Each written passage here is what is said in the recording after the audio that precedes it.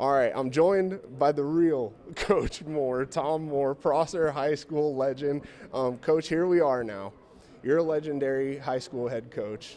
Your son Kirby just became the head coach here at Washington State. Your other son Kellen is the head coach of the New Orleans Saints. Has it just run in the blood? Is there something about coaching that's just always been a part of this family? Well, that's how they grew up. They grew up. We spent a lot of time here at Washington State. When they were little kids, we'd come up here to watch spring ball and watch fall camp. And when they were little, they'd run around and watch practice. And so we spent a lot of time coming up here. It's been great. And I guess now seeing Kirby in this role and coming back to Washington State, it's got to be pretty full circle for you, and especially seeing some of those old legendary coaches that were here back then as well. Well, I think it's a really good connection because Kirby didn't go here, but he was brought up in the Cougar atmosphere, the whole town of Prosser, eastern Washington. So he understands what the spirit is here, and it's unique. This is a different place. It's hard to describe unless you've been here. And he understands it. He understands the area. Recruiting-wise for players, playing at Boise, been at UW, been at Fresno State. He's recruited all the areas you have to recruit to get players to come here, and I think it's going to be a really good fit. And I guess as you look at his career, maybe over the last even 5 years, how has he grown to the point where he's ready to accept this position? Well, I think it's really just people he's been lucky enough to be around. I mean, both my kids got to be with Coach Pete for their whole career playing, and you couldn't be around a better person than Coach Pete. Then he got Kirby up there as a GA.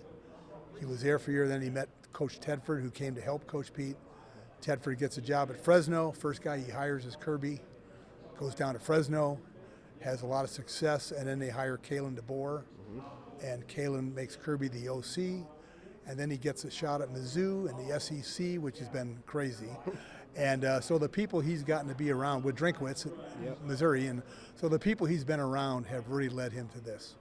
I guess looking at both of your boys now, starting out as, just position coaches, then moving into that OC role, and now both as head coaches, I guess you mentioned the influences they've had. I guess just seeing kind of this meteoric rise per se for them, what do you think also goes into that, as well as, the connections they have? Well, I think they've always been dedicated. They've always worked hard, and I think it's just the people they've been around.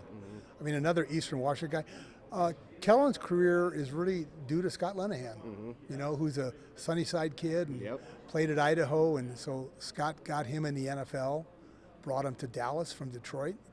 And now when Kellen gets a head job with the Saints, the first guy he hires is Scott Lenahan. And I just saw Scott, last week, and he's just a great guy. And there's just a lot of really good people in the Pacific Northwest.